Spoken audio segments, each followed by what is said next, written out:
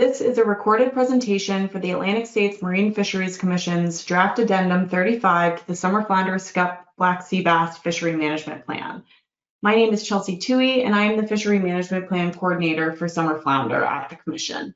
In this presentation, I will provide an overview of the draft addendum, which considers changes to 2 exemptions to the Summer Flounder commercial minimum mesh requirements, which require vessels fishing for summer flounder to use 5.5-inch diamond or 6-inch square mesh to retain more than 200 pounds of summer flounder from November through April, or 100 pounds of summer flounder from May through October. In this presentation, I will start with a brief overview of the Commission, then I will cover background on the development of Draft Addendum 35, then I will provide a background of an overview of the Draft Addendum 35 and the management options under consideration. In this presentation, I will start with a brief overview of the Commission, then I will cover background on the development of Draft Addendum 35. I will provide an overview of the Draft Addendum and the management options under consideration, and I will wrap up the presentation today with details on how to provide public comment. The Commission was formed in 1942 as an interstate compact between the 15 Atlantic coast states from Maine through Florida. The Commission is a deliberative forum for the states coordinating management for species in state waters, which is 0 to 3 miles from shore. While each state is represented on the Commission by 3 commissioners, each state only gets 1 vote. The management unit for summer flounder in U.S. waters is the Western Atlantic Ocean from the southern border of North Carolina northwards to the U.S.-Canadian border. The Summer Flounder Scup and Black Sea Bass Management Board consists of the states from New Hampshire through North Carolina, the Potomac River Fisheries Commission, National Marine Fisheries Service, and U.S. Fish and Wildlife Service. Summer flounder is managed jointly by the Atlantic States Marine Fisheries Commission in state waters and the Mid-Atlantic Fishery Management Council in federal waters. Addendum 35 and a corresponding council framework action will modify the Commission's and Council's Summer Flounder Scup and Black Sea Bass Fishery Management Plan. This slide shows a timeline for the development of Draft Addendum 35, which was initiated by the Summer Flounder Scup and Black Sea Bass Management Board in February 2024. We are currently in the public comment period for Draft Addendum 35, which will extend through September 28th at 11:59 p.m. In October of this year, the Summer Flounder Scup and Black Sea Bass Management Board will meet jointly with the Mid-Atlantic Fishery Management Council at the Commission's annual meeting to review public comment on the draft addendum, select management measures, and approve the addendum for implementation. The Council will take final action on their corresponding framework as well at this meeting. Draft Addendum 35 considers changes to 2 exemptions to the summer flounder commercial minimum mesh requirements, which again require vessels fishing for summer flounder to use 5.5-inch diamond or 6-inch square mesh to retain more than 200 pounds of summer flounder from November through April or 100 pounds of summer flounder from May through October. Specifically, the draft addendum considers changes to the small mesh exemption program area boundaries, the small mesh exemption program evaluation criteria, and changes to the definition of a fly net under the fly net exemption. Now I'm going to provide some background information on these exemption programs, starting with the small mesh exemption program. So the small mesh exemption program was adopted under Amendment 2 in 1993 and modified through Amendment 3 in the same year. In the fall of 2023, the Mid-Atlantic Fishery Management Council conducted a review of exemptions to the commercial summer flounder minimum mesh size requirements, and during the comment period, industry comments requested an expansion of the western boundary of the small mesh exemption program to provide additional access to other fisheries and enhanced economic benefits to commercial fishing operators. These comments form the statement of the problem for the small mesh exemption program area boundary options. The statement of the problem for the small mesh exemption program evaluation criteria is that the regional administrator may terminate the small mesh exemption program for the remainder of the season if vessels on average are discarding greater than 10% of their summer flounder catch. The small mesh exemption program was designed to reduce regulatory discards of summer flounder in small mesh fisheries targeting other species. The intent of having review criteria in the regulations is to identify major problems with the exemption, including whether there are problematic discards of summer flounder occurring. The review method and 10% threshold may not be capturing issues that the board and council may actually see as a problem worth rescinding the exemption over. The 10% threshold is based on early 90s data and may no longer be appropriate for flagging problems with this exemption. Many of the regulatory constraints influencing discard rates and patterns today were different or not relevant during the time periods of data used to establish this exemption and its evaluation criteria. Additionally, unnecessarily rescinding the exemption may increase regulatory discards. Participation in the small mesh exemption program requires a letter of authorization from GARFO, and vessels must be enrolled in the program for a minimum of 7 days.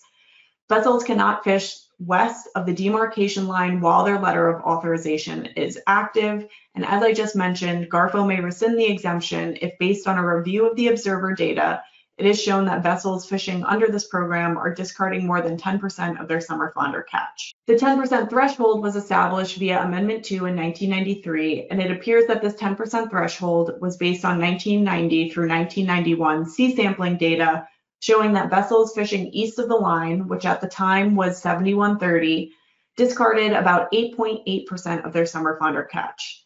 This was compared to rates for trawl vessels elsewhere, which were exceeding 25%. The documents that the FMAT and PDT reviewed concluded that this comparison suggested that fewer undersized summer flounder were being encountered in the small mesh exemption program area, and suggested that this was the reason why 10% was established as a signal for increasing discards of smaller summer flounder. The second exemption that this draft addendum considers is changes to the fly net exemption. The fly net exemption was originally intended to accommodate a specific fishery primarily operating in North Carolina, which is no longer using this exemption.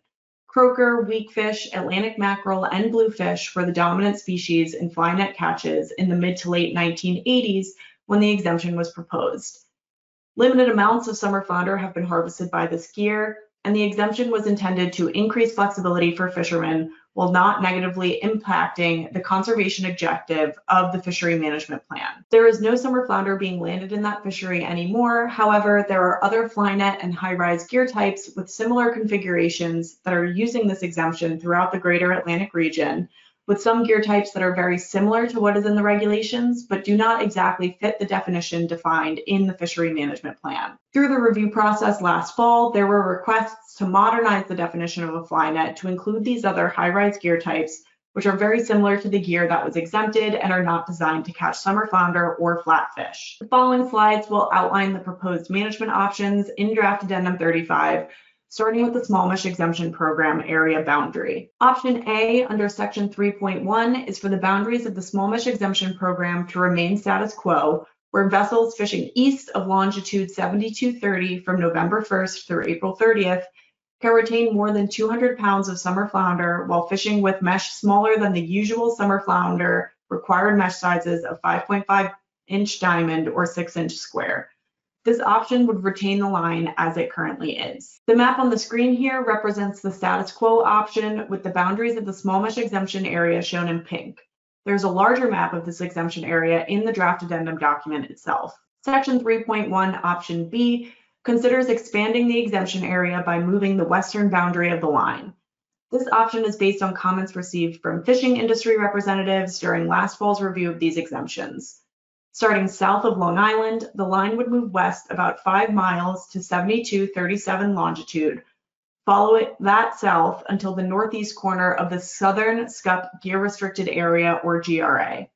Then it would follow the eastern border of the Southern GRA to 37 degrees north and run straight across eastward until intersecting with the current boundary. While this option has the appearance of notably increasing the exemption area size, the effective change in terms of fishery access is calculated after excluding portions of the area overlapping with the deep sea coral zone, where bottom tending gear is prohibited. There is already substantial overlap of the small mesh exemption program and coral zone where the exemption is not able to be used. This option would increase the area of that overlap.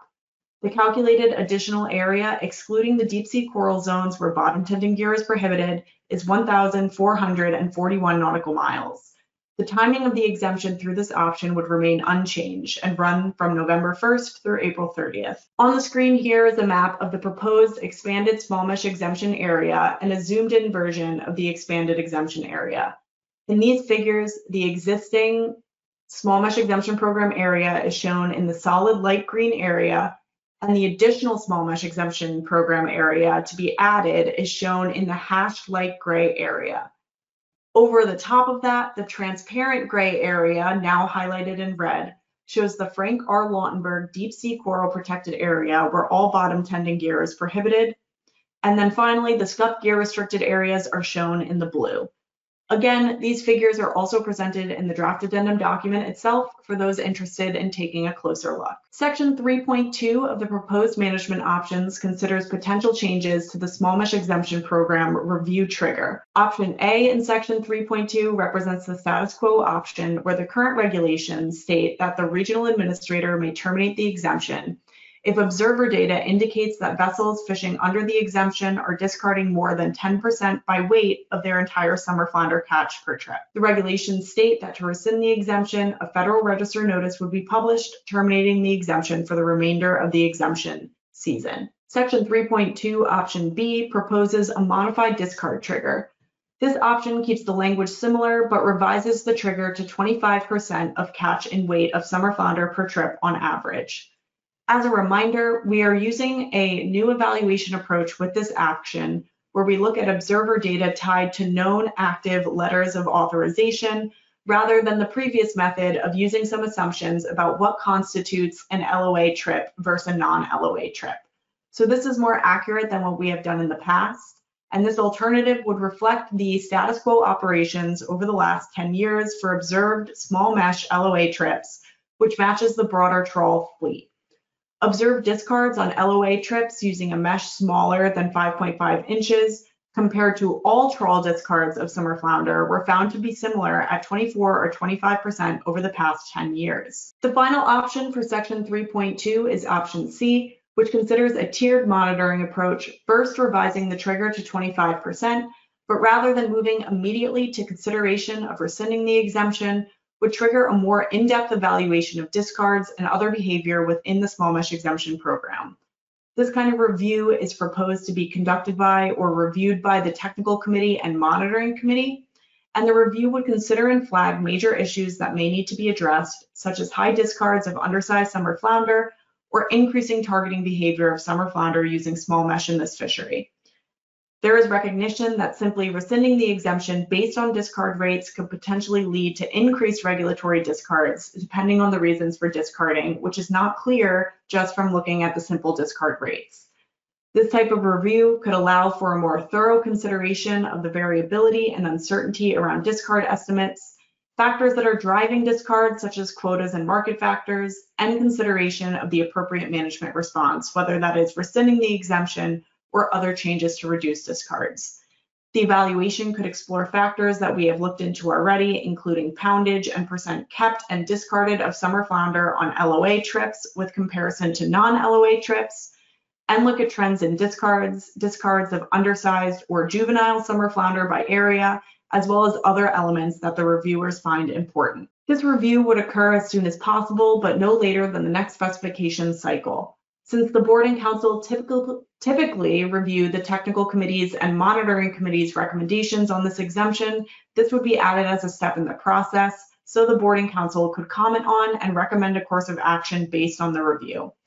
The regional administrator would still, as per the regulations, maintain the authority to rescind the exemption if warranted, but could consider the board and council's input. Section 3.3 of the proposed management program considers revisions to the definition of a fly net. Option A under section 3.3 represents the status quo definition where vessels fishing with a two-seam otter trawl fly net are exempt from the summer flounder minimum mesh size requirement. The regulatory definition of a fly net is a two-seam otter trawl with the following configuration. First, the net has large mesh in the wings that measure 8 inches to 64 inches. The first body section of the net has at least 35 or more meshes that are 8 inches. Section 3.3 of the proposed management program considers revisions to the definition of a fly net.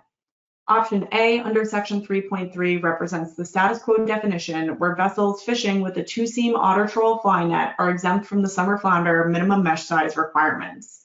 The regulatory definition of a fly net is a two-seam otter trawl with the following configuration. The net has large mesh in the wings that measure 8 inches to 64 inches. The first body section of the net has 35 or more meshes that are at least 8 inches, and the mesh decreases in size throughout the body of the net to 2 inches or smaller towards the terminus of the net. Section 3.3, option B, represents a modified fly net definition to remove the reference to two seams and the reference to the upper range of the mesh size in the wings of 64 inches as well as revises the description of the amount of large mesh required. That new definition would read, vessels fishing with an otter trawl fly net are exempt from the summer flounder minimum mesh size requirements. The regulatory definition of a fly net is an otter trawl with the following configuration. The net has large mesh in the wings that measures 8 inches or greater. The first body section of the net has at least 280 inches of mesh behind the sweep where the mesh size is at least 8 inches, and the mesh decreases in size throughout the body of the net towards the caught end. So that wraps up all of the options under consideration. However, Draft Addendum 35 also makes note of 2 potential changes to the future monitoring of the fly net exemption and some administrative issues. These sections are not options under consideration, but steps that will be taken to evaluate the exemption and correct language in the regulations. So expanding the fly net definition will make monitoring of the exemption slightly more challenging because we have typically relied on North Carolina data for monitoring the exemption. Going forward, if the definition is modified, we will need to look beyond the North Carolina data.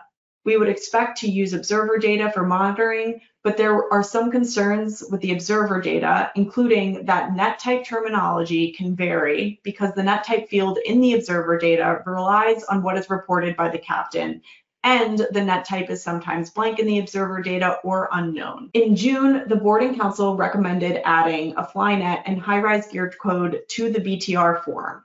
This is a step GARFO plans to take with rulemaking, and this change should not require additional time to implement. However, gathering useful data from this change will depend on awareness of the code, so communication on this will be critical. Moving on to the administrative issues, there is a slight difference in the way that the regulations are worded versus the Fishery Management Plan amendment language, where the FMP states that the National Marine Fisheries Service may withdraw the exemption if the annual average summer flounder catch in the fly net fishery exceeds 1% of the total fly net catch, while the regulations state that vessels discarding more than 1% of their entire catch of summer flounder per trip, which is a very easy threshold to hit. The FMAT and PDT believe that the wording in the FMP is the original intent, and GARFO will clarify the regulations to be consistent with the FMP language. The Board and Council have indicated support for this regulatory language change. So that wraps up the overview of Draft Addendum 35, and I will now provide details on how to submit public comment on the Draft Addendum. The Commission has scheduled 2 public hearings to gather public input on Draft Addendum 35. This table provides the dates and times for the 2 public hearings, which will both occur virtually via webinar on September 16th and 17th from 6 to 8 p.m. The draft addendum is posted on the ASMFC website on the public input page. All of the public hearings are listed on the ASMFC online calendar. For more information on attending a public hearing or to register for the hearing webinar, please visit the links on this slide. You can also submit written comments via email or mail. All of this information is listed on the ASMFC website and listed in the draft addendum itself. Written comments may be submitted to comments@asmfc.org with the subject line reading Summer Flounder Draft Addendum 35. As a reminder, the public comment deadline for this draft addendum is 11:59 p.m. September 28th, 2024.